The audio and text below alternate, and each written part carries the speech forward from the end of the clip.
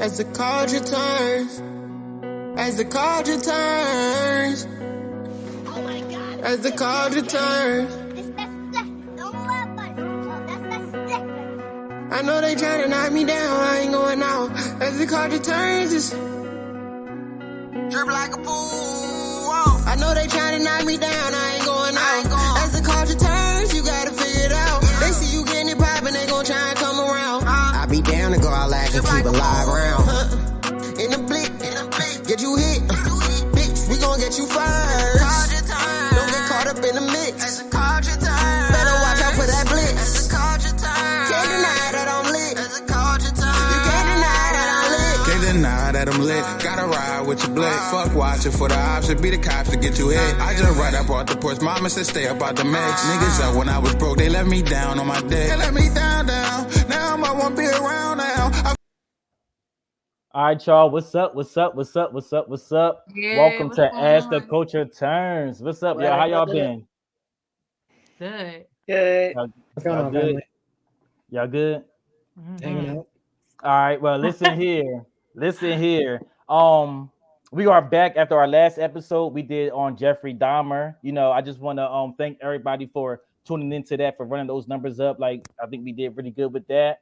And I also want to thank you all. Now, while I'm thanking y'all, let me introduce myself and and my co-host. So my name is Jameer. I'll be the moderator for today's episode. All right. Yep. All right. So I got Dawn representing Hey, tonight. y'all. I got Naya. What's There up, we go. y'all? I got Kendall. What's going on, family? All right, and last but not least, I got Cortisha in the building. Gang. There we go. So, starting off tonight's episode, the first thing I really want to say is Black Lives Matter. That's it.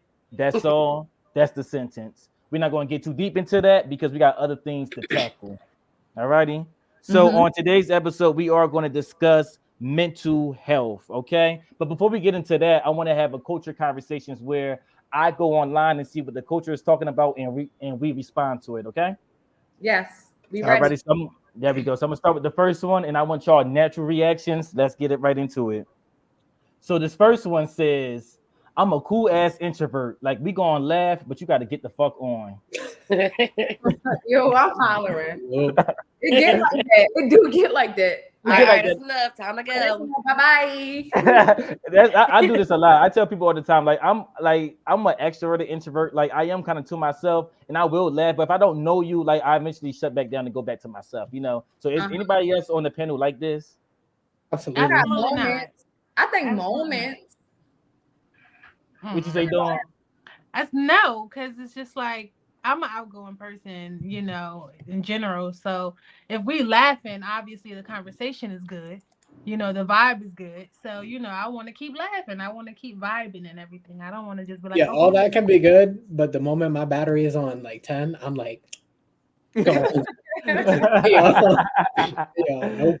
And Naya, you said you got moments, so it's like you go in and out of it. Yeah, it depends on my state of mind. Depends on where you find me, and it depends on the energy around me.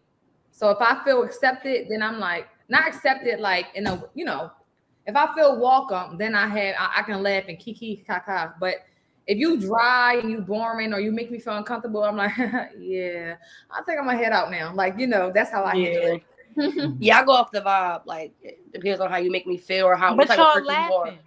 Y'all We laughing. laughing. Okay, yeah. I can only laugh for so long. Even Right, laughing. yeah. No, I like being around people that like to laugh and shit. We laughing. Me I'm too. I'm good with that. But do It's y'all? a good time. Yeah, but are y'all ever around somebody that, like, you know, like they laugh but nothing's funny? So you're looking like, or you try to fake laugh and it's I like, I love can't do people this no like that. more. You can laugh. You can That's look. amazing. Yes. Or do you ever have people in your family, your friends, you know something just happened, like somebody trip or fell, but you know not to look at that one cousin or friend because y'all gonna both be laughing. I'm just gonna look over there. I'm gonna just keep looking this way because I know I'm gonna laugh when I look over there. That's how I gotta laugh, check for injury, and then continue laughing. Facts. Regardless of the Boo, injury. I'm gonna laugh and still ask if you okay. right. You gotta stay alive. Facts. All right, I'm gonna go to the next one. Now, this one might cause a debate, so let's see. This next one says, eggs do not go in mac and cheese. If you put eggs in it, you can't cook. Now, can I go first with this real quick? Because my mom never put eggs in our mac and cheese, and I prefer without eggs. I feel like some people use eggs. I don't think it's necessary because it's called macaroni and cheese. So I'm not gonna say you can't cook, but for me, I don't think you need the eggs. It tastes better You without put the milk eggs. in there. I mean, true, but the milk is, dairy like the cheese. It's not I melted don't put down. milk. Milk has to be. The egg kind of just give it the little fluff. I guess to keep it together like a little Like a fluff. lasagna. Like who really want a need it, though. lasagna? You don't really need it. So I guess don't make hers with eggs. I don't cook. I don't know. I How try about to you, with the Fidel? egg, but I don't think you need Hey, look, I You was don't putting like jelly on my breakfast sausage since I was like 8 years old. I do like all kinds of crazy shit. Yeah, Whatever I you wanna don't. do. If you don't like it, you don't like it. Fuck off. That's why it's There my we go. stomach, right? It's There we still gonna go. be good. It's still gonna be cheesy. Facts. If it's good, it's good. If it's trash, it's trash. Yeah, I mean, what if one time you don't even know that the egg in there if it's so good? Like it's like, oh, it's the egg. Exactly. Yeah, like my If thing it's is made like that. Mm-hmm. No, it could raisins and be potato good. salad. That's a different conversation. Oh, I'm gonna put that up, Cadell. Hold on, this next one. Hold on, this next one. Where we Oh, at? eggs and potato salad is good. I'm sorry. Name Yes. something No, white I said people cook raisins. better. Name something white people cook better than black people. So, can Unseasoned anybody on chicken. the panel? I would say that maybe when it comes to baking, they okay, but I don't always trust it. I don't always trust it because people like to have their cats on the counter. Why is this a white people thing? No. Just chill out right now, Kendall. I gotta think about what white people cook that's good. I You know said they, lasagna? I know they make Italian good. food. Italian food. I was going to say that, but just chill. I don't know if it's my turn. No, because black people spaghetti popping. Sorry. It is. Our spaghetti So what you way think, Naya? different. All right. So I thought about it. Their cookies, they bake very, very well. Their cakes and their cookies are lit. Also, I guess they can grill. She don't know what she's saying. She lying. She just I'm not saying lying. They can it's grill. not true. Whose barbecues have you been going to? They're good at baking like cakes and pies. Black people don't feel like all that or like making pies. It takes too much time. They're really No, good. black people. No, black love people to make bake. pies. They People do go crazy on People make Thanksgiving pies, for the but pies. we They saying don't like make it. name something the white people make better. So it's not saying like we're not saying like they don't make it, but like do you think they bake better? And then Yes. that's her opinion. She thinks that's fine. For me, maybe a green bean casserole. Because I don't know a lot of black people that make that. So I'm pretty sure they got that one up on us. Right. So different things like that. I wouldn't. All right. For real. Anybody's got something on that? Dawn, Kendall don't got nothing to say. Kendall, you I'm biracial. speechless right now, bro. I'm about to say you look like white. That's all. Okay. My mom made lovely hoagies. She is a white woman. My dad ain't never cooked me shit, but Okay. we'll give him, There we go. I have to give an answer. We'll give him hoagies, but that is a very soft They answer. do though, because if y'all notice, we go get our hoagies. They white people. Why y'all accepting No these stereotypes offense. so I'm fast? just Why y'all so saying, quick to though. just be like, oh yeah. Y'all white on the people are song very with the like hoagies. as if it's like unilateral. That's what I was saying. Exactly. It's little things they probably do. Little things that I think that they do that's probably better than us. All right. And this last one, I'm gonna just say now, Dawn and Cortisha, just brace yourselves because y'all are mothers. So I got one last one. Then we're gonna get into our topic for the night. Okay. All righty. This one says, "At your baby daddy house, putting your baby pacifier in my butt." What? At your baby dad house, putting your baby pacifier in. Oh. Wow. Whoever made this is just Rosa Parks apparently. corny. That's what Rosa Parks started getting into. Yo, that's what I'm saying. And then thank you for noticing that, Kendall. Her name is Rosa Parks at that. The disrespect. But I want to ask y'all, do y'all think that people just type this stuff just for attention? Absolutely. That she could have did this. For attention. Of course, but unless she bitter, she probably really put the pacifiers up there. I don't know. But for the kid though, yeah, that's I think that's disrespectful. for attention, and I don't even think that probably got enough attention for her because people probably like, girl, you are weird. Like, who thinks of shit like that? Looking at her as a thought box. Now I'm not letting nobody watch my baby when I have one. Girl, you can't. No pacifiers. Hide the pacifiers. Hide the pacifiers. Right. That's disgusting. Yeah, hide the baby. Right. People is weird. Hide your kids, hide your wife. There you go. Hide it all. All right, Mm-hmm. y'all. So I definitely did want to start us off with a couple laughs because now we about to get deeper into our episode. So I kind of wanted to just, give us Nice. room to laugh, give us room to breathe and everything because now we about to get into it. Okay. All Mm-hmm. righty. Yeah. All right. So let me put this up on the screen. So we are approaching seasonal depression season. This is when people start going through different things and everything. So let me read what I got right here. So, on today's episode, we will confront our own demons and do a mental health check in with each other. We are going to take a trip down memory lane to reflect on our younger selves up until present time. Y'all ready? Mm-hmm. Yeah. All right, Absolutely not. there we go. Alrighty. So, I'm obviously going to start with our baby pictures, and then as the baby picture come up, whoever pop up on the screen, you recognize yourself. The question is, what would you tell your younger self? You know, what advice would you give your younger self? Alrighty. So let's go with for this one, because I started off, I figured I would go first, okay? Just to Okay. set the precedent. I Yes. believe Alrighty.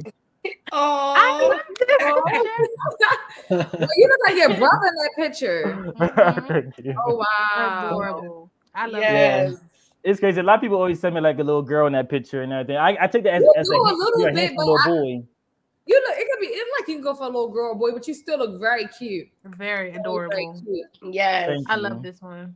Thank you so much. So looking at this picture right now, I know what I would tell him because this is a picture where it catches at our most innocent times. Just to, enjoy being a baby. You're gonna go through things as you get older and don't put too much energy into what other people think, because I do think that as kids we tend to listen to adult conversations and you may hear negative things about you, and I know Yeah. that I will allow that to mess with my self-esteem, my confidence, or whatever. So don't allow the grown-ups around you to shape your opinion about yourself, because a lot of them don't even know themselves. Yeah. So I Yeah. would definitely say that to him, and that you got a lot to look forward to. So just, be ready, keep it going, don't give up. That's what I would tell that baby right there. That's right. Aw, That's There we right. go. baby. Baby There we go. Jameer. All right, y'all ready for the next one? Yeah, let's Terrified. get it. No. All righty. So you see yourself. What would you tell your younger self? Oh, Ah! Oh, look at baby Oh, Dawn. look at the pose. The barrette. Oh, this was The Hey, pacifier. right. oh I'm my Yes. god. biggest ever with a pacifier. But I would tell my younger self that, when people are angry, it's not your fault. It's not about you. It's not. Mm. It's something they got going on. It's something they're dealing with. And also, don't be afraid. Don't be scared. If you think you want to do something, do it. Don't be scared to do it. Don't worry about, oh, what if this happens or what if that happens? Just jump in and just go for it. That's what I would tell her. There we go. Seriously. There we go. Oh, look at you, Yeah. so cute.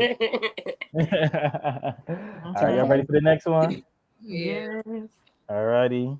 Damn. Oh, Oh, This wow. motherfucker. Baby Kendall. We got do you Oh, baby see the smirk? Kendall. Listen up, little nigga. If February 1st of 2018, you're gonna do the dumbest shit you ever done. Don't do it. That's one. Y'all not gonna know what that means, but he will. Don't worry. And number two, who you are is why you are where you are. Keep going. That's it. All Right. righty, there we That's go. right. There we go. So Nice. cute. There we go. Oh. Leave me That was alone. a cute little baby. Cute baby. Y'all ready for the next one? Oh, Yeah. I'm ready. Oh my. Oh. Oh, It's baby baby shit. Patricia. I would baby. Oh. I would tell myself to definitely don't lose my spirit because that makes me who I am now. And what you've been through don't define who you are. It only makes you stronger. And to speak up and be heard because what you have to say needs to be heard. Don't kind of hold it in. Just Mm-hmm. say what you gotta say. Mm-hmm. All right, there we go. So That's cute. right. There we go. And last but not least, with our baby pictures, we got Rose. Oh. Naya. We got baby Naya. Oh, nice. All right. So What for would you say, Naya? me, so what I would say to myself is to love yourself and to love you before you always put out so much love to other people. And to find yourself, and instead of always helping other people find ourselves and pouring in so much to people, also put that same energy into yourself. Also, to accept who you are, to love the skin that you're in, and also to never give up and keep pushing.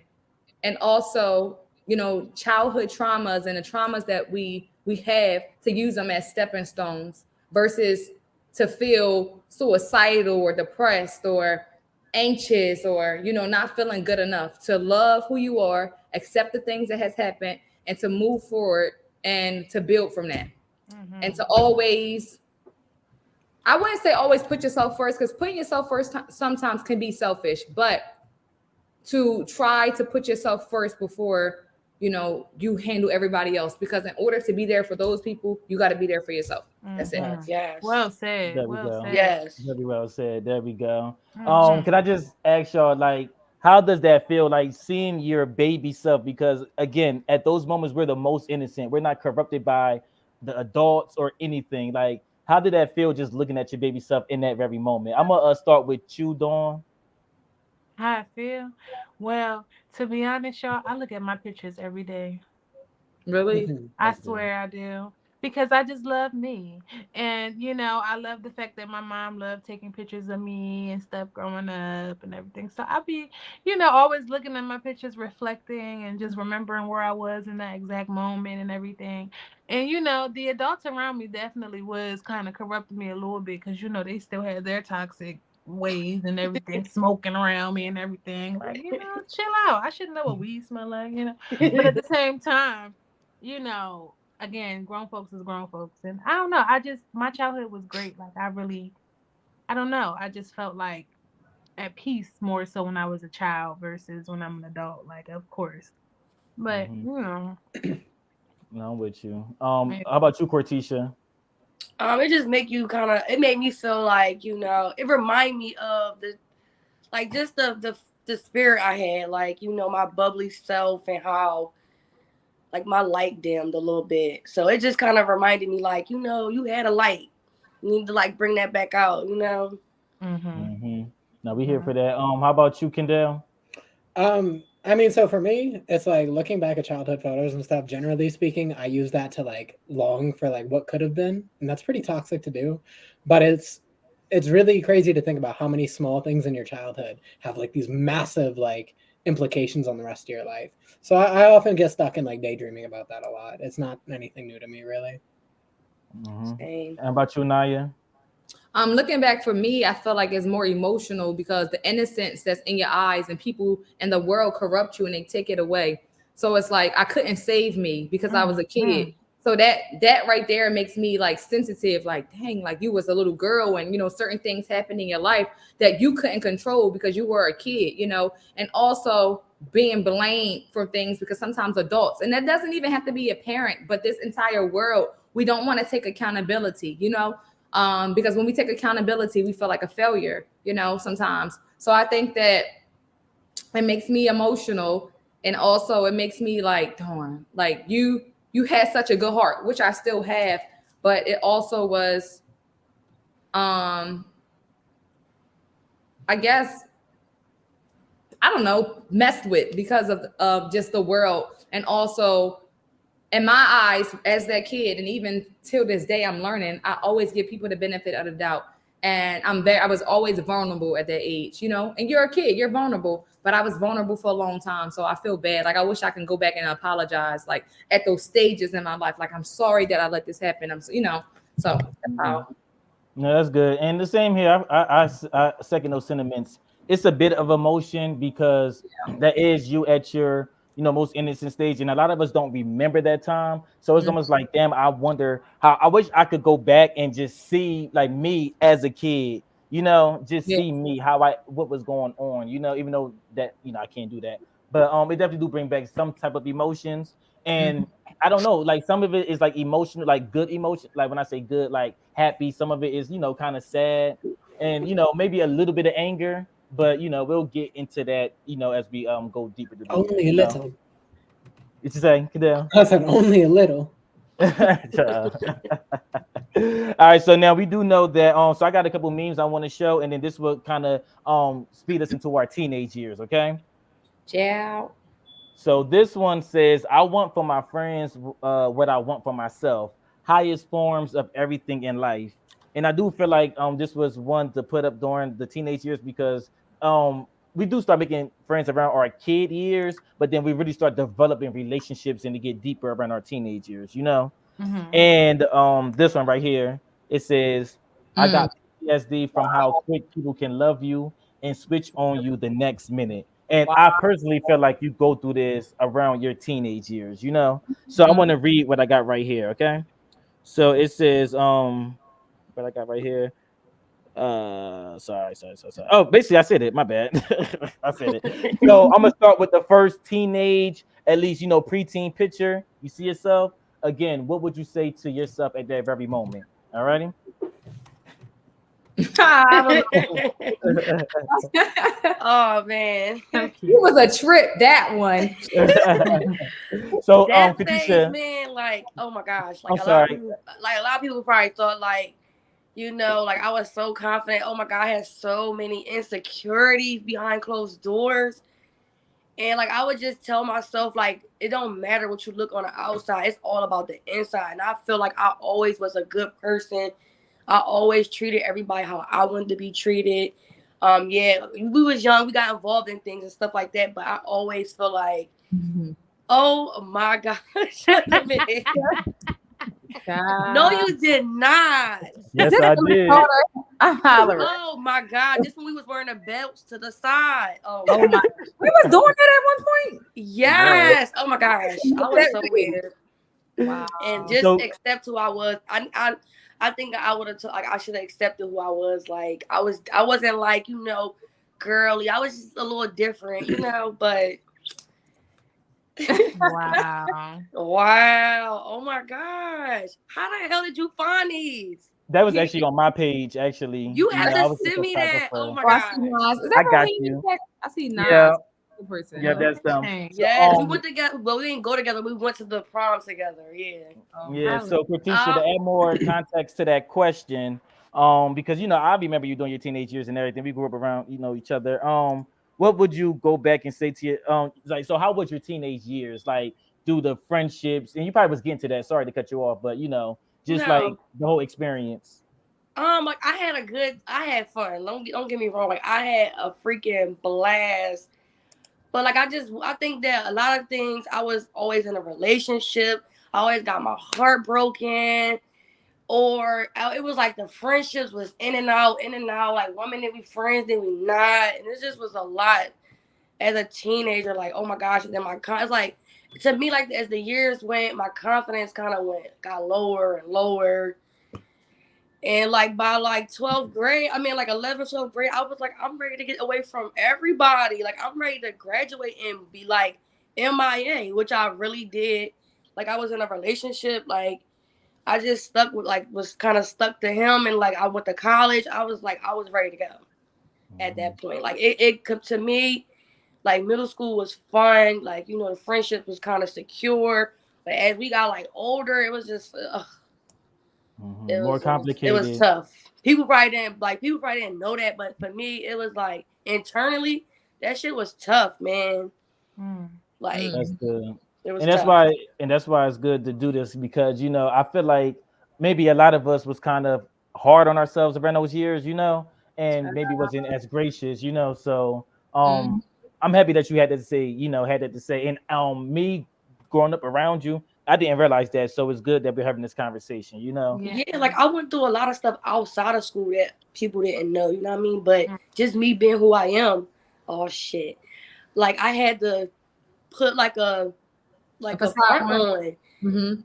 So like I didn't put that on nobody. I just handled that shit and kept it moving, But I went through a lot. There Wow. we go. Yeah. But listen, we going through it and we here and everything. So I'm gonna go to the next person. All right. So you see yourself? Same question, okay? Oh my god. Ah, I think I sent you that I ugly remember that picture. night. Yeah, you sent this picture. Yeah, I meant the 9, but I sent that one. Okay, so wait, what was the question again? Like, So what would you say to your teenage self? You know, and how was your teenage years, and you know, just the friendships and everything. So for me, what would I say to myself at this time is to accept who you are and don't try to fit in. And because all those people I was trying to fit in with, they not doing nothing with their life. They got so many kids. They didn't go to college. They didn't try. You know, they hooked on drugs or locked up. Like their life. Like I was trying to be somebody that I never was, and I was never meant to be. And I still struggle with that in my, even in my 20s, I struggle with that as well. Also to hold your virginity, child. You should have listened to mom to not have sex. What? Yes. Preach. Yes. What was it? I thought we was going. I don't know where we was going at. Child, it's like a wig that was about to fall off my head. Okay. And for this person as well, trying to fit in, I felt like I was over sexualized. Growing up, being like always had to show skin, and not just for acceptance. I don't know. I was just too like, I don't know. I wish I would have dressed differently, handled things differently. As far as in my group of friends, I can't say that I regret the people that are no longer in my life because they benefited from me, and I somehow benefited from them in a way to know what not to look for in a friend, what's not a friend. So I think that the relationships that was there, God allowed it, and the relationships that ended, God allowed it. So I'm not sweating it. And right here, this is my actually all these is my dad's nieces. It's on my dad's side, but that's my family, so I'm always gonna love my family. Ew, I just get Buki when you I'm mad for Buki in this picture. You gotta see this episode. What happened? The animal print was just classic. Hello, Buki. Did you just see? Like, I'm the shady producer. Alrighty. Yeah. So okay. All right, leave. that's good. That's good. Thank you for opening about that though.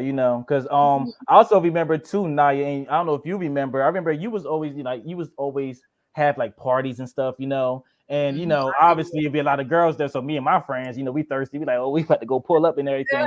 And I just remember on the outside, it felt like you had a little bit more feeling because even though I'm a boy, my mom was very strict with me, So a lot of times I was going to your parties, I was sneaking out, But where the parties at my house, right? I would like it was your house. Yeah. Your house had the porch with the thing over top, right? Yeah, I always had to have everything in my mom's supervision. Like she would let me have people over, but everything had to be at home. You know what I mean? I did have a lot of parties. I had a lot, but it had to be at the house. Yeah. So it wasn't that much freedom. I still was getting beatings, like. But go ahead. You ready, Dawn? Me? Damn, that's just on another layer. Look at her. Dawn. Stop. Why would you take this picture? What would I tell myself here? I would just tell myself, don't worry about who don't like you. Don't care. Continue to be you. I've been me. In my opinion, I've had the same personality since I was born, to be honest. Like, I feel like, I've always been happy, bubbly, outgoing, friendly. I really never tried to fit in because I know I don't fit in. Oh, okay. Girl. Look at y'all. Yeah. That's my brother, y'all, in the wheelchair. And I'm standing right behind him. This night was just all a blur. I really don't remember too much about prom, but I definitely would just tell myself, don't care about who don't like you, and continue to be you. Continue to smile and show joy and show grace. You might affect people in the bright light. And I feel like all these people I still talk to this day. That's my cousin Anir. That smile I got, I've always kept it. So I really wouldn't change anything about my teenage years because, I've always kept the same attitude. Because just because you're mad and sad don't mean that I have to be. Right. Just because you don't like me don't mean that I got to try to kiss your ass so you can like me. Like, I don't care. I never cared about who fucked with me or not. Mm-hmm. I always kept the same energy. Shank, Jameer, I've always kept the same vibe. So I wouldn't change shit. I love me. There we go. Now, can I ask you this? Because this next picture I got up, I feel like this was more in your younger adult years, because you sent me this picture, And I commend you because I feel like you took yourself out of a situation and became a fighter. Well, tell it. It's your story. Yes. So this was, I think I was like 24 in this picture. I think a year after I've been a flight attendant. But it's funny because I told the girl who took the picture, I was like, take this picture just in case I quit. I can always remember. Ew. I could always remember the brace position. But that was the moment when, back on what I said the first time, just go for it. Just do it. You know what I mean? Because I was like, oh, I should be a flight attendant. And then some girl, she was just like, no, you're not gonna get it. You should start off being a gate agent first, apply to be a gate agent, and then work your way to a flight attendant. I was like, girl, fuck that. I'm going to apply for the big dog. And I did, Right. and I got it within the first try. So that's why I said just go for it. Just do it. Don't give what nobody say. Just, Hey. y'all ready? Y'all We ready? oh, I see you right there. This year was super lit. Like, I was home. I had a couple days off, and I came home for homecoming. Everybody, I fuck with everybody. Like, it was just a vibe. Like, yeah, everybody not your friend, and you're not all buddy buddy or whatever. But I pretty much kept cool head with people. I ain't really beef with nobody, so that's why I felt like we could all jump in the picture together and have a good time, and I'm excited for this year. I'm excited to turn up with everybody and just kind of just forget all our bullshit and just have a good Lit. time. That's all what my mentality been my whole life, is just have a good Mhm. time, because I like to laugh, I like to have a vibe. That's just Facts. always been me. So Facts. Nah, definitely. Terrifying. That's good. Thank you for that. And I like the I introduction. I definitely like how you said that because you were walking it like you talk it, like a lot of Mhm. things you wanted to do. And we're gonna get Yeah. into the other things you did on other episodes and everything, Mhm. but that was brave of you. So thank you for Yes. that, and Yeah. I wish I had your confidence around that age. I I was feel like my saying that because confidence Right. I know, came right? later. I'm sitting here. I wish Damn. I have so many insecurities, but they're from trauma. So it's not like I just woke up like I want to be insecure today. I went through things, and those traumas turned into insecurities and not being happy with myself and not being able to control my atmosphere and not being able to feel happy about me. So you saying that, I'm like, dang, I wish I had that type of confidence. You have it one day, like, dang, I'm all that, and then it just lasts for a couple seconds, and then you go back. For myself, it goes back like, oh, I could be doing more, or I'm not happy, so I like that. I'm happy that you are like that, and that's inspiring. And then people who have low self-esteem, I want you to use the control that you have and to instill it into other people, as Absolutely. people who don't have it. Yeah, I like that. Absolutely. Definitely. Absolutely. Nah, thank you. Yeah. Thank y'all. I will go to the next person. And Terrifying. now I'm ready to see. Brittany. That's the same person. He looks so different. That must be somebody's brother. He used somebody. Look at the bed. Look at the bed not made. I'm sure it's some anime. What's that on the back floor? Like, So what would you say to yourself, Kendall? Clean Looking your back. room, touch grass, be honest with your therapist. yo, there. Oh, so you went Why to would therapy you as a teen? Bro, I was in therapy in like second grade. Wow. Do you mind elaborating a little bit, like not too much, but just a little bit? I mean, so we always had like a lot of issues. Like my brother was like mentally ill, and he had a lot of medical conditions growing up too. My mom was a single mom. She had 3 kids from 3 separate dads, so she had to raise us all like by herself. Right. And then like you would expect to have assistance, but it wasn't really the case that she had assistance. So I mean, she had to work, and she was working like 3rd shift. So we'd be up getting ready for school. She's getting home, going to bed. And then when we get back from school, she's waking up or like barely even awake yet, getting ready to like leave for work later in the evening. So, I mean, she wasn't around a lot. And after a while, oh God. where is he? Nice. Oh, I see. Oh wow. Oh God. He's in the corner right there. Well, I We're see going it. off to the right side. Mhm. Is this a school event? No, You this look isn't good even here. this This isn't is even a good teenagers. picture. This is well after Yeah, I like like this picture. this is well after high school. This is when I started going to poetry events and stuff with my group. Nice. Oh nice. You look Oh, I think different. You was look like happy. You You do. happier, and you look like more like vibrant. I don't know. Yeah. Oh God. Is that you in the middle of Where you two white? Absolutely. Me in the middle. Yep. No, I'm all the way off to Wow. the I'm That's on the him left drinking the side. water. That's him Yep. drinking. Oh, no way. That is not Well, him. Got so With many the different tuck. looks. So Kendall, even around this time, this is high school, right? because I'm thinking I grab high school. All right. Yeah. So how was your high school experience? Especially, obviously being biracial, predominantly, you look more black, I would say, and going to a predominantly white school. Like, how was that experience for Oh, it you? wasn't a predominantly white school. It was Academy Park, bro. Oh shit. Yeah, I went to Academy Park. Home with a lot of white people. That's why I was friends primarily with white people because I was tokenized into thinking that me being or talking white was like a good thing. So like I grew up like, okay, teachers are saying like, oh, it's really good that you're like great at language and writing. And I'm like, yeah, I'm much better than them niggas.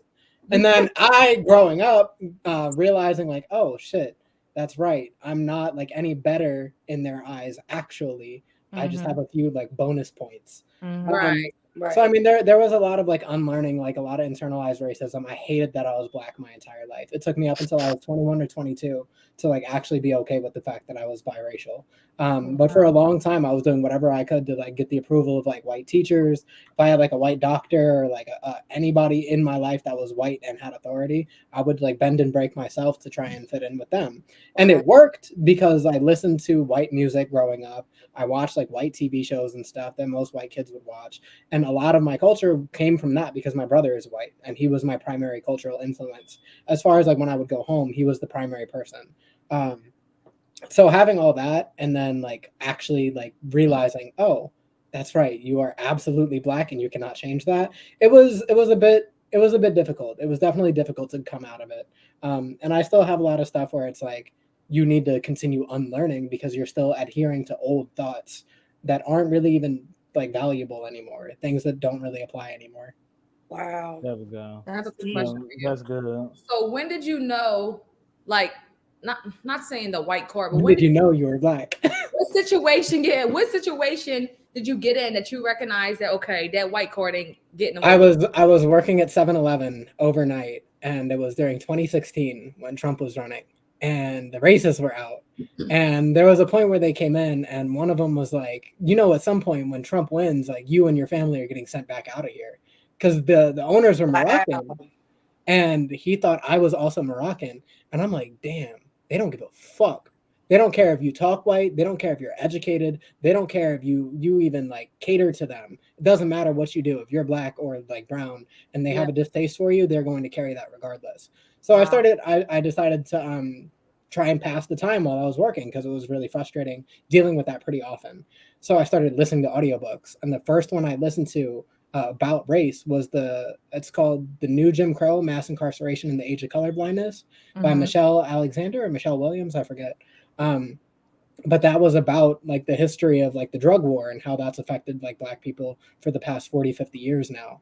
And upon reading that, I'm like, damn, this shit is real and this shit is serious and this shit needs real solutions. And that's how I went from like literally being the black white supremacist to like the activist I am today who speaks in favor of black people over any other group really. Wow. That's good. That's powerful. Yeah, thank you for that follow-up question tonight, and thank you for opening up about that, Kendall, because that's thanks for being transparent. Because I include that shit in my speeches because people need to realize like everyone has a capacity for being racist. There are black people who are like writing laws that hurt black people more than anybody else. Like everyone has that ability to harm their own group of people and groups of people that don't look like them. But we often write it off as like, well, we can't really be like, yes, you can be a black person who is racist against other black people. That's a thing that happens. And that's where I was. So getting away from that has been like massively helpful. Wow. That's good. Yeah. No, thank you for all of that. I'm not one of the good ones anymore. Really good. Wow. Really good. I'm That's glad good. you had that experience. That is good to hear. Thank you. Let me go. Is this the thirsty one that was popping up at the party? It's definitely pre-thirst, but the thirsty one coming up soon. Now you're probably recognizing. Just pre-thirst, So right, Hollister definitely was popping. You know this is old. Hollister was popping. Yeah, I probably begged my mom. That shirt probably was like $50 too. Oh, I'm hollering. And it's funny because it say chicks dig the longboard, but that aside. He was saying early he had a longboard. She didn't want to buy the shirt. So I know around my teenage years, I had a lot of a lot of insecurity. I had like really bad skin in my teenage years, a lot of acne, and I felt like even though people would tell me I was a handsome guy, whatever, it was hard to see it because I was blinded by the acne scars and all of that, So I was very an insecure teenager, like super insecure. I feel like a lot of people like tell jokes or whatever to try to deal with it.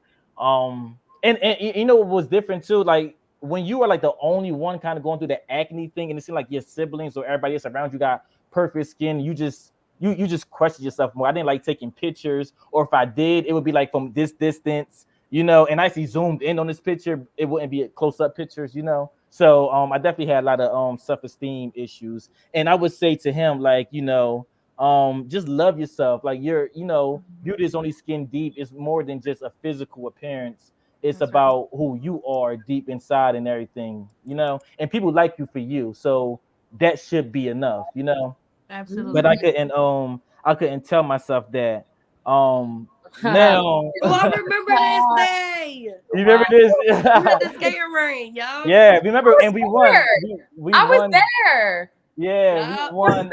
Where is Mike? Oh my god, that's like an Oh old my topic. God, Mike in California. Yeah, he Okay. definitely in Cali. So I can say that these two, Ed and Mike, they were definitely like two of my best friends. And I would say that I was, like, again, as I said, like I was very insecure, so I kind of feel like I had to be around people. I was never confident to be like the leader. Like I was always comfortable being like the quote unquote Kelly Rowland of my group. Like, I'm not quite Michelle, but I'm not quite Beyonce. You feel me? Like Yeah, I'm you're right. noticeable. I'm right in the middle. I'm not unnoticeable, but I'm there. And I feel like that's the role that I played in my friendships. I never wanted to outshine anybody, or never felt like I could, because right here my skin look a little clearer, but I kind of went back and forth with it. So in this picture, I That's may a good seem picture of you. confident. Thank you. I was very insecure during this time too. It may not look like it, but I was very insecure. And this is when I just started to come out of my bubble, and everything. And I do thank these two a lot because they did help me, at some point with that. And even though I mean I talk to these two every day, they were very monumental through the experience of getting over me thinking that I'm ugly, because they would tell me all the time, bro, there's nothing wrong with you. Like, stop it. So yeah, that's what I would say. So Dang. and to even give context to this, if I could be very transparent, this was a very ugly day for the three of us. Like this day we had went to we was going to the Wildwood, New Jersey, you Mhm. know, and at this moment I really had one of those attacks. Not attacks, what is it called? I really blacked out. I blacked out, snapped, and long story short, I felt like I was being outcasted. And I will always compare myself to my friends. I don't know what that was. I will always compare myself. I felt as though that I was the glue that brought these two together. So when I started to see these two get cooler, I got jealous. And I don't know what that was. Like the whole day at the beach, I remember my cell phone dying, and I'm like, all right, I'm not with these two or whatever. You feel me? And I do what anybody should do when you're lost. You should go back to the car. I would say that I waited at that car for 2 fucking hours, and by the time they came back, I was pissed. We went and got Burger King. I do all that shit out the window, and we damn near we came to blows in the car. And I just Oh want to my god. apologize for that because I really overreacted, but then it was a lot of things that I'm not going to speak about that kind of led me up to that point. Right. So I don't really speak to these two like that no more, but I definitely want to apologize for this particular day because that day really determined our future. I would say that. Yeah. That's Yeah. big of you. That's Yeah, really I big. like that. Yeah. That's I like that. Thank Mhm. you. Thank I you. I Mhm. like the fact appreciate that that. a lot of men don't say, I'm sorry to say that. I'm sorry. I was wrong. I'm gonna take accountability that the way I seen this, the way I handled this was out of pocket. And you did that. So I want to clap for you because Thank a lot of you. men they don't do that. Mhm. Thank you. We I don't And appreciate that that. goes to show about what I said earlier. Just because they're mad at you, it's not about you. Does that make sense? Yeah. I You get you had now. other things going on with yourself that made you lash out too. Exactly. So You It was know, misdirected anger, like And you know right. what's crazy? misdirected. I take a lot of things personal, Me too. everything personal, because I'm Me so too. sensitive and I'm so loving and passionate. Yeah, I take it all. My boyfriend be like you take it the wrong way. It's not what you say, it's how you say it. That's what I always try to tell people. And not just that, I get jealous easy, like not jealous of the person, like when it comes to the friendship, and like what she called you, she ain't called me in a long time, why she didn't reach out to me, or like, or just like sometimes I don't know, I'm very touchy feely passionate, I'm very mushy. So like sometimes when I see other people like, oh, I'm like, well, but you forgot about me, sometimes I can get like that. Where my Oh, heart you a at? drama queen. Huh? You a drama queen. Drama queen. Yeah, I guess I can be a drama queen, but at the same time, I'm very emotional. Like I'm a Me crier. too. I'm very much a crier. Me too. Like I'll be in my feelings too. Like I take a lot of shit personal, and it be like you see it for like like my it was a bunch of us, a group, and Yeah. you see half of the group still hang with each other, and then like the rest of us just all over, and you do get kind of a little jealous, or you be in your feelings like, damn, what did I do? And I get it. You do like I take a lot of shit personal. Yeah. Yeah. I think that was a good decision for us. I mean, like for us, sometimes it's okay to go separate ways, even though it's a form of isolation. But it's like, what are these people going to be good for our future? And I don't think the people that are no longer in my life would have been really good for my future. I don't think they would have. I would have still been out partying. I would have still been out hanging out and just my life. I wasn't. I think they were. I think they were good for that moment. I Yeah. learned. I learned to understand that. They always say people have their season. Yeah. So to me, it's never a failure. It's always a lesson. I always just try to learn Yeah. from everything. If I could learn something from it, from those experiences, that's the best thing. Because even looking back at that picture, it's like, yo, and Dawn, you helped me. But like, I really did have a lot of things going on. And as I was telling y'all, I was real insecure. So I know around that time, they were more forthgoing with talking to the girls and everything. And for me, I wanted the girl to approach me. I wasn't confident enough to, because I was still, even though my acne was gone, I still was acting like I had acne because Yeah. it was Right. Still deeper, hold on to it. Yeah, it was still caught on to me and everything.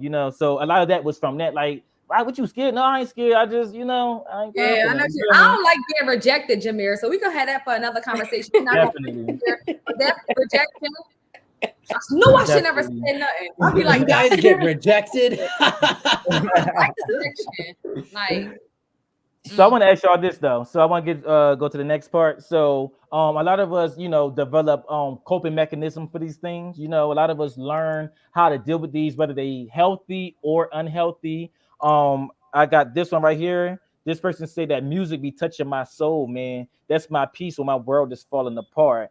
And I know for me, and y'all can speak on it, like music is definitely a coping mechanism for me. Especially when I want a good cry, I go to the saddest song like Bone Thugs and Harmony, the Crossroads. Oh, get me every time. You feel me? Get me You every lying. time. Bone Thugs and Harmony, Crossroads, get me every time. If I want a Oh, good no. I cry. want to see a man cry, a black man cry. So when you play it, make sure you call me over. I want to be there just to console you. I hold you. Do any of y'all I cry, nigga. do any of y'all use music? Cheat, you got it.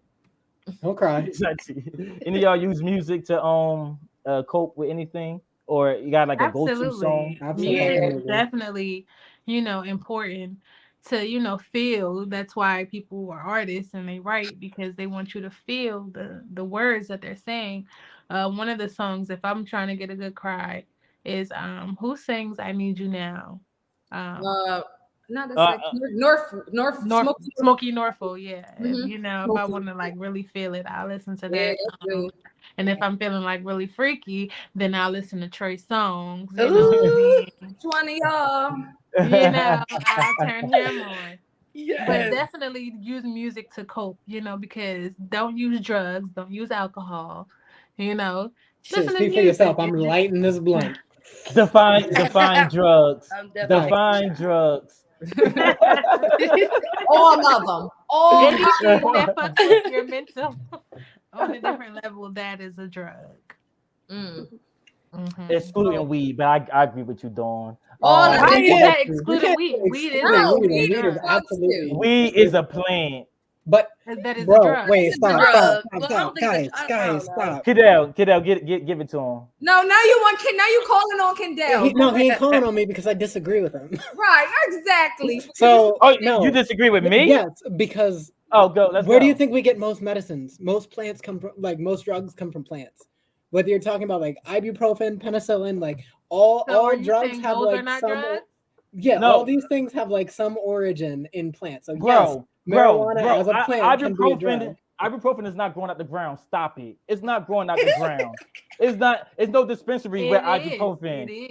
It's- Everything that they Where do you got think they get the pill form, chemicals? they got a plant form. You know what? What do you think aloe vera is? What do you think aloe vera is? Yeah, we're gonna wait for this. We're gonna wait for this because I gotta make sure I do my research too. But So y'all wait, know wait. damn well what I'm talking drug. about. You need to you have to define the word drug. If it's a psychoactive substance, it's I don't want absolutely a no- drug. And I don't- marijuana is absolutely psychoactive. So Absolutely. It gets I you high. don't- It's a drug. You're high. It's a drug. I don't use pills in any form. Yeah. For me, Those are also drugs. They're just harder drugs. Marijuana helps with a lot of things. They help with epilepsy. It helps with We're not denying anxiety. that it don't help Yes, things, and but we're just saying psilocybin, that it is which a is the drug in drug. mushrooms, helps with anxiety and depression. But It's a it's still a plant. drug. It's a But what I've plant. noticed recently, It's a though, a plant. lot of people are taking mushrooms. They are taking mushrooms. I've A lot of taken people are A lot of doing people that. are taking mushrooms. I'm A scared. lot of people are right I'm now cool. in Atlanta too. Like, what's going on? A lot of people taking are that. definitely taking So mushrooms. psilocybin is like it's literally under research right now to be classified to replace antidepressants because it works like an antidepressant and it But I works to thought help you with could anxiety see. I too. thought it take you like into another dimension. Like So yes, you be yes, like another yes. world. So so what mushrooms do, it's like I think it's supposed to be less intense than like LSD and acid, but more intense than anything else like weed or even not like crack. I'm cool. But like with psilocybin, it lets you almost piece together things that you would otherwise not be able to piece together through meditation. But instead of doing meditation, you just take psilocybin instead. So it has a similar effect. But after a certain point, when you're doing psilocybin, you'll come down and try to do meditating again. But it won't work the same because it has a similar effect, but you'll be used to what the mushrooms do, and you can't achieve that with regular meditation. So it's like you want to climb the mountain. Psilocybin is taking a helicopter to the top. And then walking to the top, that's meditating. So it does something similar to meditation. It's just more intense, and it's being tested for like regular use now. So let me say this, and then we'll go on because Yeah.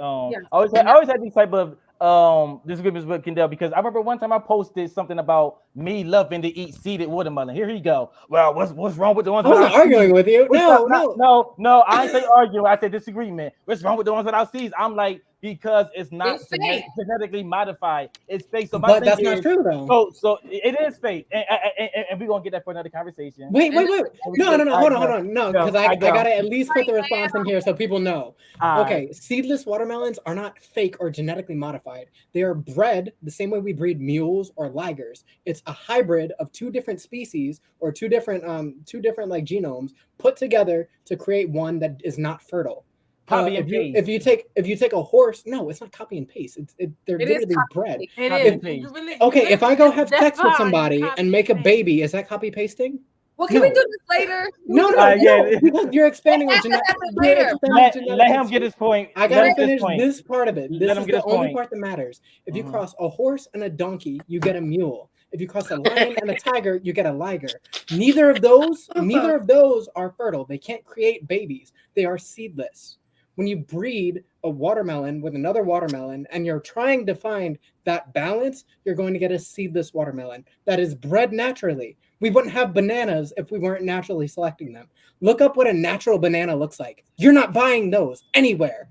You don't get natural bananas because we've bred them. We bred dogs. We had wolves, and now we have pugs. Do you think pugs just got here? No, we selectively bred them for thousands of years because people wanted cute small puppies. It's not unnatural to breed things. Like it's completely natural. So well, guess what? I'm eating both the watermelons, seedless or seed. I'm eating the watermelon. We're gonna rebut him. That's me. That's me. We're gonna rebut on another episode, okay? Another episode, but I want to say this disclaimer for kids who are watching this: we are not condoning that you use drugs. Drugs are bad. Do not use drugs. I just want to say that because we're like, yeah, shrooms. Kids gonna watch this. You better not be using drugs. Okay, go ahead. We got bad language in here for kids. Yeah, Kids this really ain't made. This ain't really made for kids. So yeah, but if you are, watch it. No, I get that. I get that. So let's go. We just want to say that part. Okay, so back to the original question. What was the last question? Because we had. Where are we? We passed that question. We going to the next part of it. Okay. So the next part. No, yeah, and we get to the end and everything, but no, because I want to point out this part because I just say my go-to song is Mary J. Blige, "My Life." That was the question. My bad. That was the question. That's my Mary go-to J. Blige, song. "My Life." Yeah. What's yours, Naya? If you can't think, it's fine. Just R&B. Just R&B. Just R&B. All right, there we go. All right, so this next part, Cadell, you got a go-to song? A go-to song? Nah, that shit changes every 3 months. The song I'm like spamming on repeat, that changes. I have ADHD. I don't do anything for more than 8 hours at a time. You know what? I need a drug, Ritalin or Adderall. All right, let's get to the next part because you might need an Adderall for this next one. Sorry, but this next post, I saw this and it kind of touched me, and I want to know if you can not decipher what this person is saying, or if you can even sentiment what this person is saying, because I feel like I've been here before. So here we go. It say, "I ain't even happy for real. I'm just living."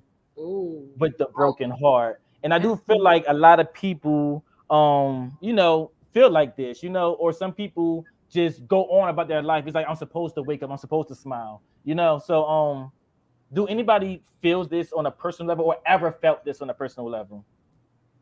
I definitely felt that, I felt that a couple of times, but then I'm realizing, like, I create my happiness.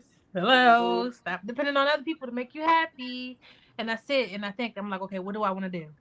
What will make me happy? Like, what's the first step? All right, let me do that. Let me try to work. You know what I mean? It's a mental thing. You have to be stronger than you feel me, what you feel, if that makes sense. I feel attacked.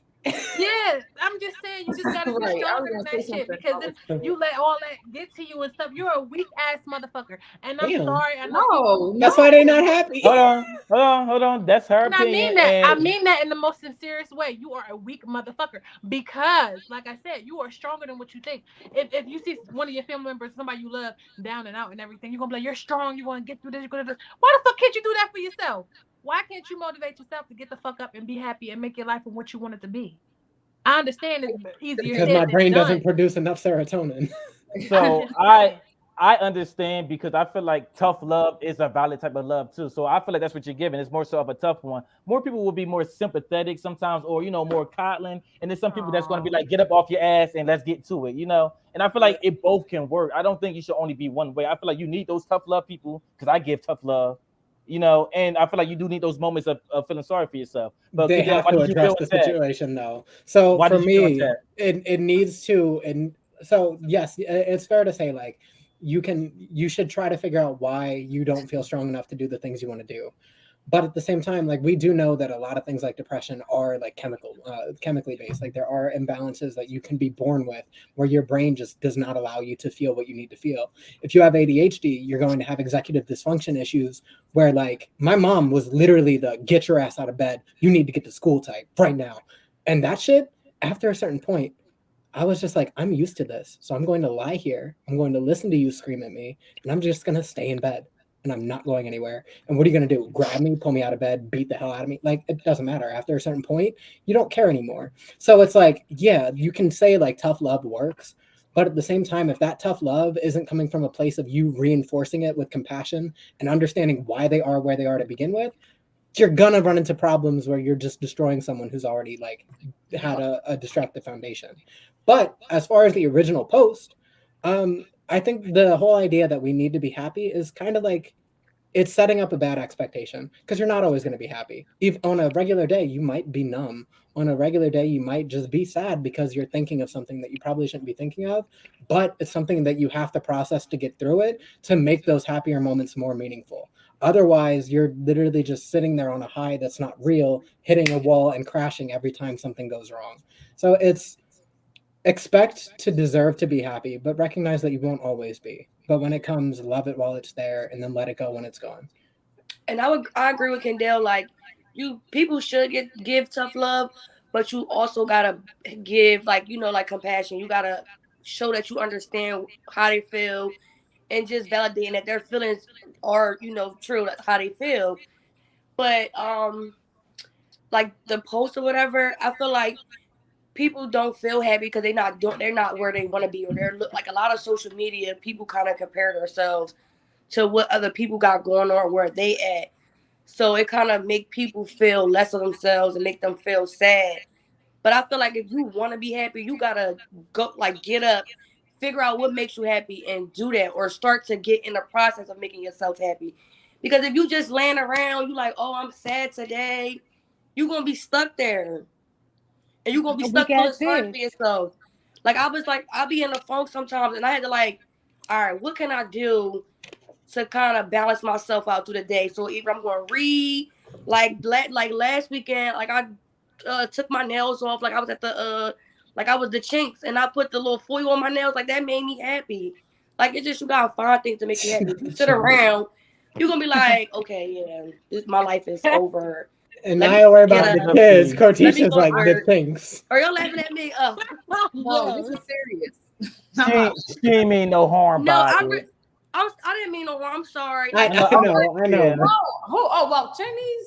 No, yeah. Like I girl, yeah. No, I get it. Yeah, but that is, yeah. No, I get it definitely. Wait, can I go real quick? I'm gonna let you go, Naya, because I want to go by it's fresh in my mind. I definitely agree with what Katisha said. However, I sentiment what Dawn said because to me, nobody likes somebody that always feels sorry for yourself. Don't get me wrong. You're going to have those moments, and how do you think they feel? You just listen though. My thing is, and I understand that. So if you feel like that, you got a couple days to get to feel like that, and then you got to get out your phone because life eventually goes on. So for me, if you come to me with all your problems but you got no solutions, I'm not going to want to keep hearing that. Let's come with some solutions after a while. That's the point of tough love because that tough love is going to motivate you to get back out there. Yes. I don't believe in baby. Yeah. So tough but love shaming creates worse feelings that leads to not shaming. It's not shaming. I promise you, it creates a level of shame when you tell somebody just get up and do it, and they've been trying their entire life. It ain't about just get up and do it. It's like, okay, you feel like this, that's cool. Well, yeah, but my thing is, if you're coming to me and you only got problems, but you don't got solutions, then that's an issue for me because then I feel like you like people don't like somebody that always just comes to them with problems. Eventually, people just start to avoid them. So what if you're the person that that you're the only person that's listening to them? You're like, all right, let me call Jameer, man. I know he's gonna listen to me. I'm having a bad day. That's fine. But guess what? You that's can fine. listen all day. But at the same time, in that listening, you better be telling me what you want to do to change it. Yeah, hold on. Yeah, definitely. And that's my thing. It ain't. We're not saying we're not saying that we're not going to talk to them. We're not saying we're not going to be compassionate. My thing is, after I'm compassionate with you, all right, now it's time. What are we going to do about this? Life eventually goes on. Let's figure out solutions together.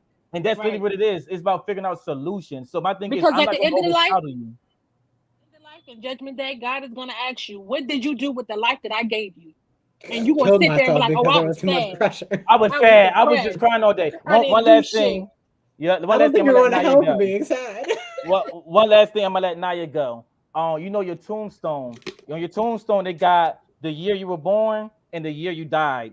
And to me, what's important is that dash in between. What did you do in between the year you were born and the year you died? That dash is the most important thing because I feel like that dash represents what you should have done or what you did do. And if you spent your whole dash just being sad and not reaching your potentials, then that was wasted. I ain't gonna say it's wasted. But again, how do you think someone would have to feel like living that, right? And then you're at the end of your life and you're like, holy shit, my entire life I've been miserable, I've been unhappy, I've been working a job I hate, I've been surrounded by fake people because everybody has like some level of manipulation inside them. And then at the very end of the day, it's like, okay, well, you needed to just get up and fix it. And it's like, but nothing felt worth fixing. Nothing felt like I wanted it to be better. Nothing felt like I wanted it to get better. One, because I either feel like I don't deserve for it to get better, or two, because I feel like even if it does get better, that just gives me more to get worse. Right? Now, a person like that, I'm sorry. That's when Jameer. That's what I mean when I say like these are the people who need legitimate solutions. If that person is saying that means it's something bigger. I need to either go talk to a therapist or kind of just write down. Let's figure this out. Do you think a therapist like is going to 5 tell years them to have just passed get and I'm up? still in the same place and You're I'm not still doing sad that. and depressed, that's a problem. That's a problem. Go, Yeah. Naya. Please. Yeah, Naya, let's hear you, Naya. Like all the things I had in my mind slipped away because y'all kept Well, talking. go. Come on. I don't remember, but I'm gonna just go off of what I think I can remember. So something that Dawn said and something that you said, and also backing up with kind of what Kendall basically said, like everybody grew up differently. So the way Dawn was raised, she can get up and do that. There are some people who weren't raised that had that motivation in the home. Yes, you should go out and find it, whatever. But when you lack motivation and when you lack that security and that support, sometimes it's hard. And y'all making it sound easier said than done, but it's really not, because there are people who really yes, they should see therapists, and these people are probably seeing therapists, but at the same time, like depression is real, anxiety is real, suicidal thoughts is real. I've been there before. So it's just like you can say, all right, you've been in this a couple of days. That's just like when somebody died. That's like if somebody died and you say, all right, you grieved long enough now, and they dead now. It's been 5 days, then get over it. No, people need time to grieve. And when you rush a person out of a stage or a process, that's how people commit suicide. That's how people stay in depression. So now I got to pretend because you're telling me I got to get out of this. All right, let me get myself out of it. But that's why, if you, like for me, I'm in school for social work. If you are built for things like that, like social workers, sociology, behavior sciences, or people who are just passionate about helping people, we are designed to say, hey, I know this is going to be a process. I know this is not going to happen overnight. It's going to take some time. I cannot rush you, but I'm here to support you. I can only do my very best. But like, you a weak ass, you need to get the, no, I even women talk to men, like, get up, stop crying. What you crying for? You a boy, get up. Now I can't show my emotions. Now my emotions is shut off because now I feel like I cannot express myself. So we can't sit here and rush. Yes, I would love for a person to get out of it, but I was in a point in my life where I was in a state of depression and suicide for over a month and months. You know what I mean? I wanted to kill myself, and I can't wait to this end. I'm here for now, but when this is over, it's over. But because sometimes things happen so traumatic that it sticks in your mind and you feel like you're living in a nightmare until the right time. You can do prayer. Some people do music. I pray. I go to the Lord.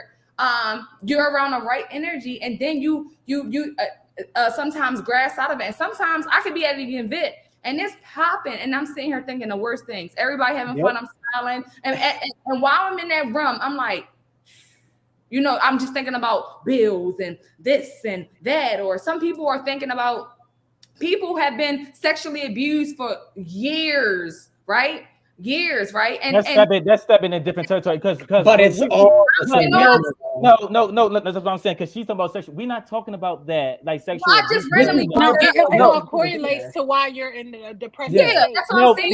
Don't get me wrong, Naya. I've cut my. I hear what you're saying. I wanted suicide. I've been touched before. I've been through all that shit. I was not there no more. But you're not there no more, and you got out of it. And that's what I'm saying. Speaking just for me. I'm speaking for the world. I'm speaking for people who are literally going through this right now. I agree with you. What I was saying, but it was just starting to go a little too deep because now, y'all she said you a weak ass, and you Naya, listen. I'm not disagreeing with you. What I'm saying was the original one was. We were talking about, you know. All was off topic though. No, can I say what I'm about to say? All right, finish what you want to say, then I'm gonna finish what you're about to say. Because what I'm saying is, I don't disagree with you. What you're saying is that you're making it seem like we're not giving people the time to grieve. What I'm saying is, you got enough. You got some time to grieve, and then you got to get out that funk. You said that you were in depression. But you also said that you were in depression. You also said that you were in depression and you got out of it. So my thing is, but she probably goes back. Right, and what I'm saying is nobody like a victim all the time. But it's not about being a victim all the time. If I go back, what I'm saying is there are stages. That's like everybody has it's a time for everything. I can't. A dawn may take a week that when you got your training to be on a pilot thing, whatever. When you were on a plane, you probably got something quicker than the other person. You know what I mean? I didn't. I was the last person. There was something that put you in a position to become a flight attendant instead of the gate agent.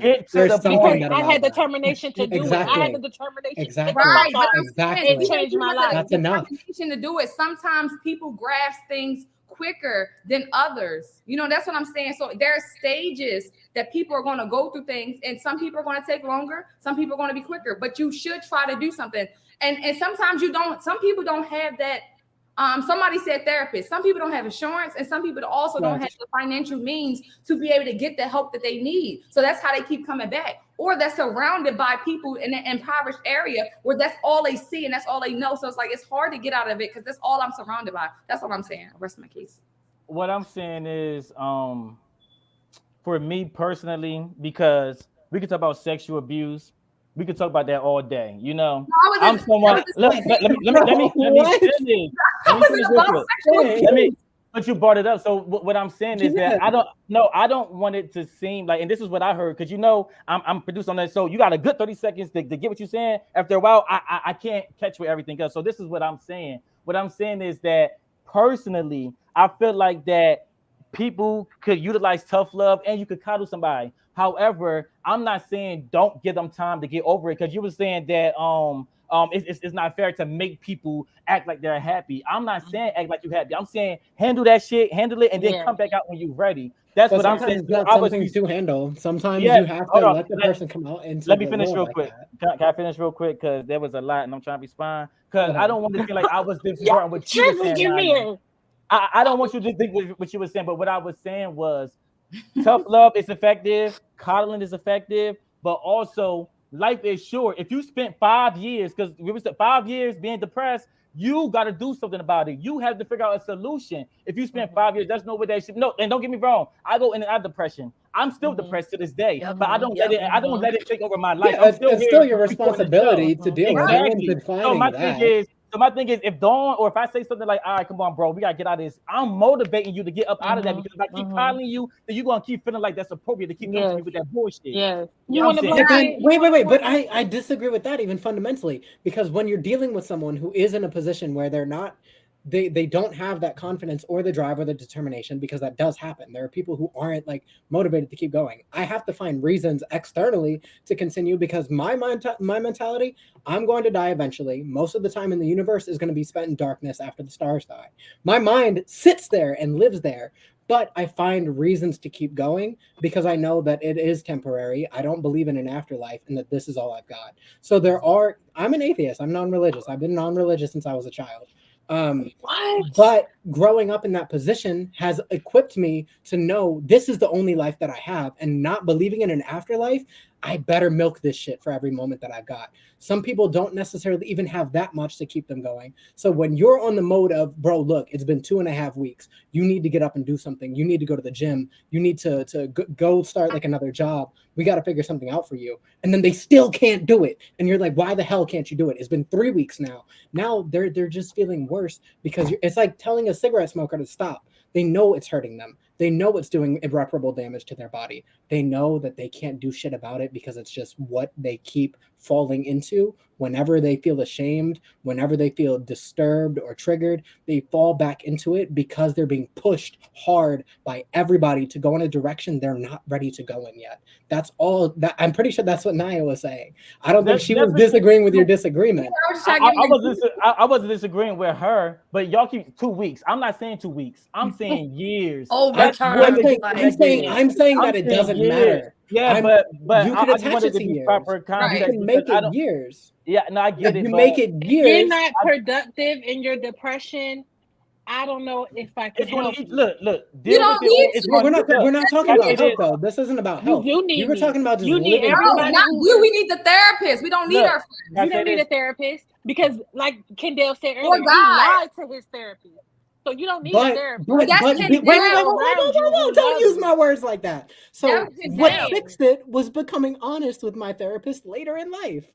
Right. That was the fix. I just think, can we just? I lied as a child because I had no idea how to cope with my issues. I didn't know how to deal with the fact that I had to be honest about certain things. Eventually, the only way therapy helped was me being honest with the therapist. Going to your friends usually doesn't fucking work because they're not trained or equipped to handle the shit that you're going to tell them. Give up like Dawn to call you a bitch ass. Yeah, if my friend comes in, I will call you a bitch ass.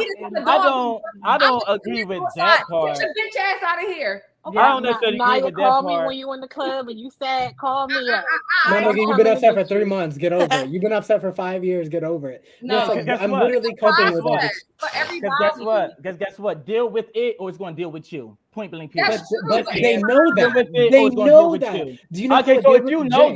that, yo, Do you bro, know how it deals with them? How does if you depression know deal with you when that- it's done with you? But guess But you're what? If you saying know Can you basically answer the what you're question? saying, Kendall, is okay. They know that, but they're here, so they're stuck. Like that's like you No. And when Jameer and I'm saying, I'm not okay, I'm not you gotta be saying any of productive. that. You Y'all are can't just be stuck misrepresenting in the that entire depression. Like, understanding of what I'm putting out.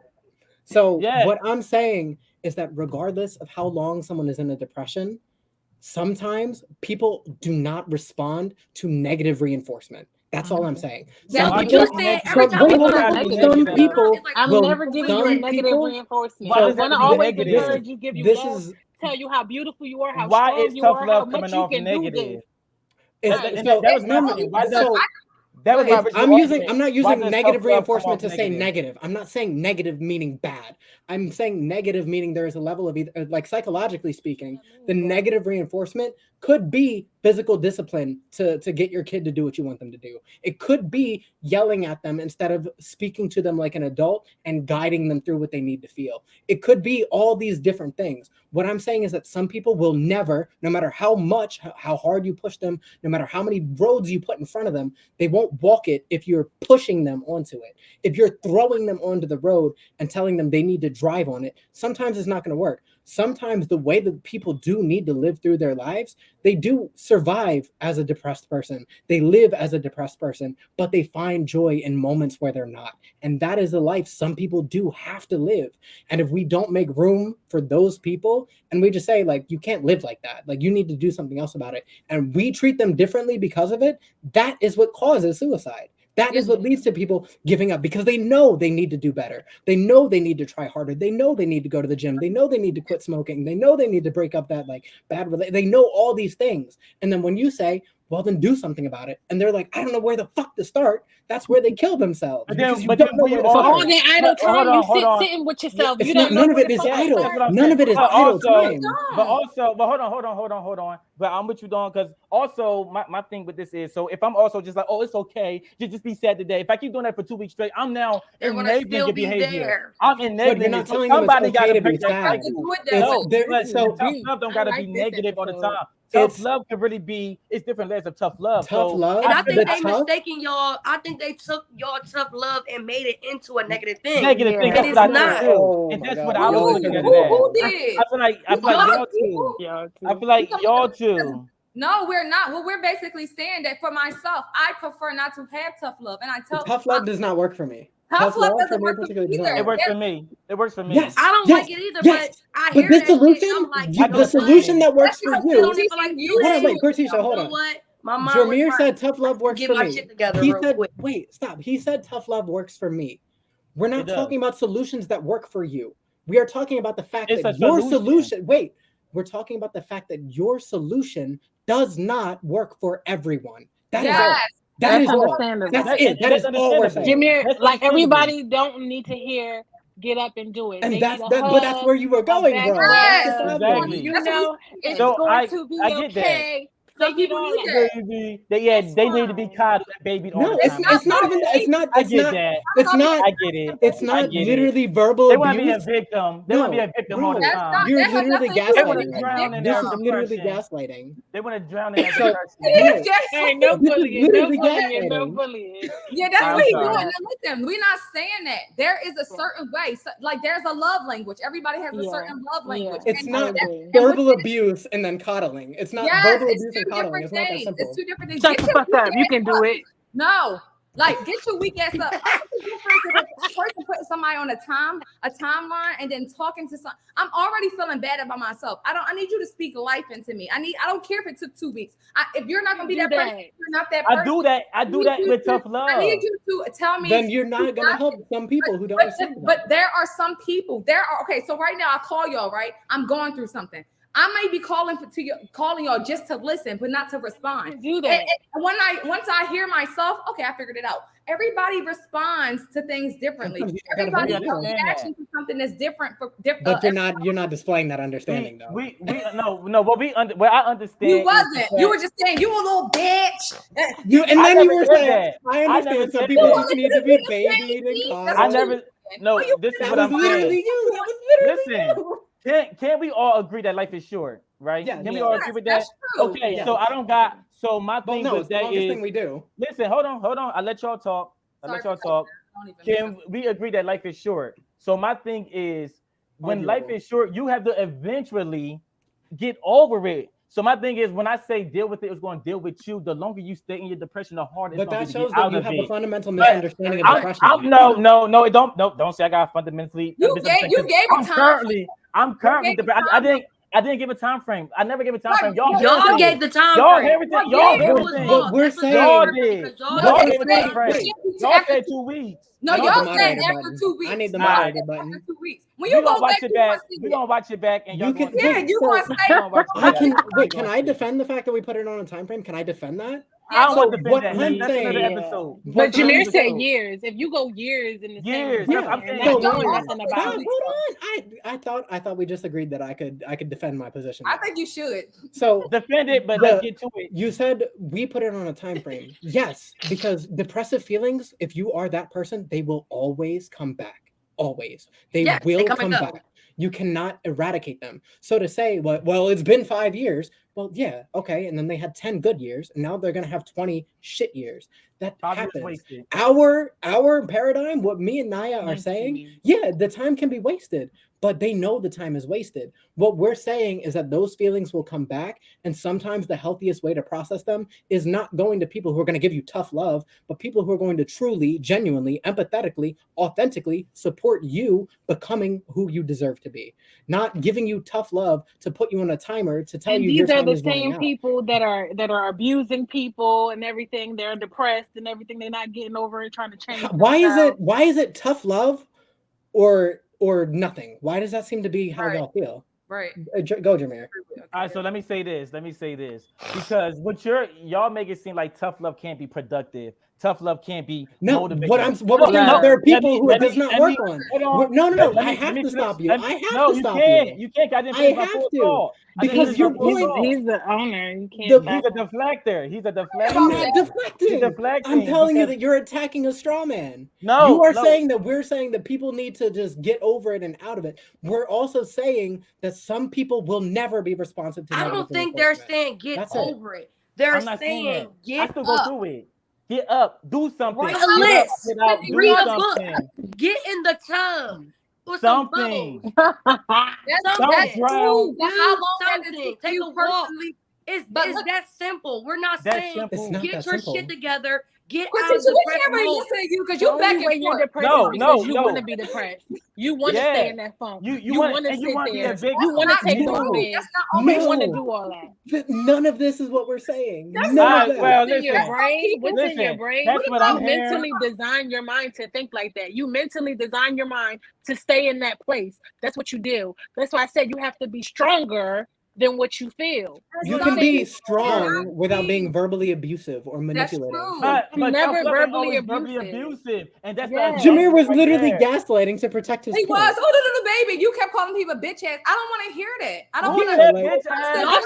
That one thing. And then I don't want to be about to commit suicide and I'm depressed and you be like, oh no, if you about to commit suicide, then you don't know that though. Hold on. If you about to commit suicide, it's more imperative that I be more tough love with you. Because if I'm like, oh no, don't do it. No, I'm gonna grab you. I'm gonna grab you and let you know that your life is worth something. That's not tough love then. No, that is. This isn't what you were describing earlier. Y'all not even letting. No. This is what I'm saying. I think it's a confusion. Like we all whatever. We're mixing up everybody's words. Me and I aren't giving y'all taking a personal opinion about each other meanings, and I don't know, but yeah. No, that's what it is. Everybody's kind of like. I just want to say this, and this is a boat on it because we got to go to the next part. All I'm saying is that I'm both people. I coddle people and I give tough love. But what I'm saying is that It's not You that for binary. me, you got a certain amount of time that I'm going to coddle you. Then the tough love is going to kick in. But That's why what do I'm you saying. That's all coddle? I'm saying. That's all I'm saying. I don't want to debate it no more because we But are. we're That's not. it. It's not I about don't. cuddling and tough love. There's more. There's I more than those I two things. we just have to There's a agree to lot more. disagree. We just have to You agree. wait, wait, wait. We have to I want you to say. no, I want no, you to no, say. no, Wait, can I no, ask you to say no, something? no. Can I ask you to I, say something? I I want you to say all right, what's that this? you disagree. There are more. You disagree that there are more than two ways to handle people who are in depressions. I want you to disagree with that. Yeah, I disagree with that. I never said it was more than it was only two ways. I Then never said that. why are you relegating it to tough love and That's cuddling? that's It's tough one of love and my. cuddling. Y'all are giving tough love and Guess cuddling. what? Coddling. That, Why can't those are my two ways that I experienced it in We're life. talking about the. We're I only talking had about the wider I know, experience, though. Fidel, I know what you're saying. When I brought up tough love, that was one of my experiences. So to me, I'm only speaking from what I know. I had mostly tough love, and to me, I feel like it was a positive impact on my life. I feel like it Yes, got it me out of was. my depression. It got me out of Yes. thinking that I was Yeah. ugly. That's what that Yes. was. So to me, I feel like tough love can be productive. I'm not saying it's the Yes. only way, but I feel like it's an effective way to get somebody out of their depression. That's it. I'm not disagreeing with y'all, but I want y'all to know that it's beneficial ways to tough love. It's not just negative. And I feel like it's being painted like it's negative. Get up, you bitch ass nigga. It's like, no, too. It's either you weak or no. That was just an weak. example. No, That was Yeah. just one but example. I'm In just saying too. reality, to be realistic, you are weak. You That's- are weak if you This don't is get an up. incredibly unfair take. That's an, I'm just saying. Sorry, sorry, y'all. You get That's not the way. I'm sorry. That was a. I'm sorry. Go ahead. see, look, now she's gonna be depressed because she just had a traumatic experience. Y'all gonna tell her to get over it? Yeah. we gonna That was put a a little bow on side it. situation. Sorry. All There right. you go. All right, so we're gonna put a bow on it. We're not going back to that conversation. Please, right. let's leave it. Let's leave it. Well, we gonna let the people in the comments tell us who right, Yeah, who's wrong. Listen, exactly. that just happened to cut the debate. Okay, which is Yeah, we had to. I'm Whoopi Goldberg right now. I Sorry. got to get us back on track. Okay. Okay, go ahead. All right. So, closing words because I didn't even get to the other part. Closing words, and this is your present self, your today self. Okay. What promise do you promise? Sorry. What promise do you promise to keep to yourself? Going forward. As your picture pop up on the screen, feel free to elaborate. Okay. Oh, I love Oh it. my God. Oh man, damn, that feels like an old ass picture. I like it. I like I ain't that. never gonna picture stop too. speaking my damn mind. That's my only promise to myself. Never stop speaking your damn mind. Right. Amen. Oh, yeah, okay. That's everything. Oh, I love this picture. Damn, don't stop writing poetry. Don't stop writing poetry. There we go. Nice. So Nice. that's your promise to yourself, Kendall? Absolutely, Keep speaking bro. your mind. Alrighty, I like that. All right, so for the next person, Wow. Okay, who is that? Sexy All mama. right. So for me it's to continue to pour into yourself and to love on yourself more, to never give up. all right, there we go. There we go. Alrighty, That's so pretty. for the next person, we got Hey. I like that picture. Yes. I would say to my present self is don't be a weak ass bitch. Keep going. You know what I mean? Just keep going. Be strong.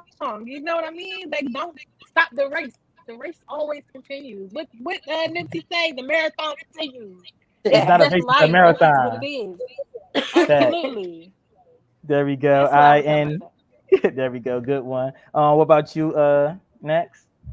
Definitely stay consistent. Like consistency is everything. Like, girl, just keep going. Yes. And come out your shell. Like you got so much to show the world. Like you got so much creativity. You got so much uniqueness. Like it's time to really open up. There we go. Alrighty, and what I would say to myself, Okay. I would definitely say I would say thank you for not being a victim all your life. Thank you for recognizing your trauma and doing something about it. And continue to think consciously. Don't let the outside I'm noise crazy. Don't let the outside noise get to you. Have that tunnel Yeah. vision. Have that tunnel Yeah. vision. Don't allow yourself to get in your own way, because the more you do that, it's gonna be a woulda, shoulda, coulda moment and not a successful moment. So I would definitely say keep on being unapologetic, keep on being creative, and keep on following your dreams, and don't let because you're almost 30 discourage you from following your dreams. That's what I would say. I like that. AKA don't be a weak ass bitch. Oh my That's God, what's that's a up. That's gonna be the hashtag. title of this episode. Make sure y'all That's repost it. As the hashtag. culture turns, no weak bitches. Right. That's definitely gonna be the description for sure. Yeah. So Jesus Christ. thank y'all so much. Oh my God, this is crazy. Thank y'all so much. Hour 30. Hour and 30. That's good. The That's new good. 90-minute special. That's supposed to be part 1, part 2, part 3. We got that for sure. But nah, thank y'all though. So I want everybody. First. Oh, no. One more thing. Cortisha, I know you wanted to shout out your brother from last week. Oh yes, we had a performance. I'm actually wearing his shirt, y'all. So if y'all wanna let us never die by Amino Guns, his Instagram at Amino Guns. Yes, I'm so proud of my brother. Like, he is the definition of a person that follow their dreams. Like, my brother been in this business for a long time. He even helped people like find their voice in rap, and I'm just so proud of my brother. Like, for him to keep following his dreams, like, he is like my motivator, like, to keep going for real. That's what's up. That's good. And to even get more context to that, because her brother opened up for damn, his name just left my his name. I Benny know the it left. Butcher. Benny the Butcher. That's what it was.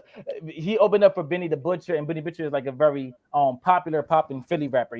So that's good. And Naya, I know that you wanted to say something as well, something that you participated in this week. Okay, so this week that just passed, I actually went to an awareness walk for drugs, for drug prevention, and it was an overdose awareness. People who had passed away and died from drug use. So I came to support my friend who had a twin who actually overdosed from heroin. So we went to go support her, and it was just a lot of people and a lot of families who lost so many people from pills, heroin, cocaine, what dips, whatever, dippers, I don't know what they call, whatever, people, all kinds of drugs. There's so many different drugs that people are using. An opioid drug is one of the things that's really taken a lot of young people and people out. So I did attend that this Saturday. Nice. Oh, I would love to participate in something. It was in like Chester, that. actually. Really? Oh. There was barely Black people there. And it was so nice. It was so nice. I was like, they need to open this up to more people. But it was very nice. So many vendors, food trucks out there. We did a walk. It was a nice walk. There were public speakers who were, on drugs before, and they were telling their testimonies. They had people singing out there. It was really nice. Did you share it to your friends? Well, I didn't know nothing about it until like a couple days before. I was invited. First, my cousin was going, and then she invited me. She extended the offer, so then I went to support. Yep. Nice. That's nice. That's good. That's nice. Definitely. Yeah, that was good. Yeah. All right, y'all. Well, we're gonna wrap it up tonight. Thank you. But wait. all. One more thing. But wait, there's more. Yo, guess what? What? I'm depressed now. I literally. I was too. But can you tell? Because I'm not a weak ass bitch. You understand? I get up every day, and I have to know that I have to keep trying. Remember, kids, if you have depression, you are a weak ass bitch. Dawn. Our feelings. Dawn. I was sad when I came in here too, but I was like, I want to get this done. I want to be here and support, and this is also therapy for us. But at the same time, always people who are watching, don't ignore your feelings, because one day it may be too late. Don't ignore them. Confront them. Confront them. Yes, that's them. And sometimes confronting your feelings needs a long hug. On top of feelings, you ain't trying to be a weak bitch to the community and society and for everybody else. Fuck them.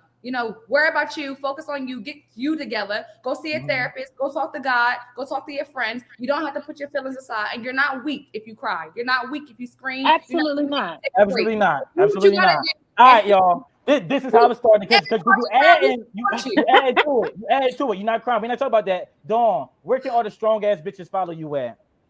All the strong ass and the weak ass bitches, all y'all, because I will motivate y'all to get strong. You can follow me at _forever Dawn _ on Instagram. Alrighty, Naya, where can all the sympathetic bitches find you at? Now, where can all the strong You know what? I'm sorry. I'm playing. Anyway, they're gonna love me and Kendall on here. So many people are gonna agree with us. So I'm just saying everybody can follow me at Naya_Rose, which is on that tag right here. And you also can follow my business page, which is Besso Boutique. And I also have a clothing line coming out that's called Quay New York. And something else happening. But yeah, we here. Yeah, I like that name, girl. I like that's that a strong name. ass bitch right there. Yes, I like that. No weak bitch. There we go. That's a boss ass right there. I'm about to have to make her my ambassador. Can you get out there and find some people? No. I'm just playing bitches only.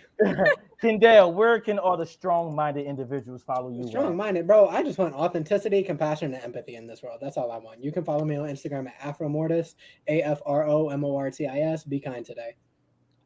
Cortisha, where can all of the mediators follow you at? Damn, you said you're mediocre. It's the shit. No, mediators. You can follow me at C_Shank with 2 Ks. No, I'm not a killer. And please be kind. Alrighty, and y'all can follow this strong ass nigga. JERMIR 3_. You can follow Ask the Culture Turns on Instagram. You can subscribe to Ask the Culture Turns on YouTube, and you can like us on Facebook. Now, thank you all for tuning in. Let us know in the comments who you agree with, who you don't agree with, and see y'all next time. But overall, thank y'all for coming to have this conversation, because it was good to know a little bit more about you all, So thank you all, and thank y'all for sharing. Exactly. Thank everybody for sharing. I agree with y'all whether y'all think I did or not. It's a little job y'all do here. So definitely sharing is caring. Cry after this. Definitely is. So we're gonna go out to our theme song. All right. So dang. Fuck this bitch, take her to Pound Town. When I was broke, they used to laugh at me. My dad thought it was a tragedy. His man thought it was sad to see. You smoking knobs like a bag of weed. And a black, get you in. Bitch, we gon' get you first. As the car to turn.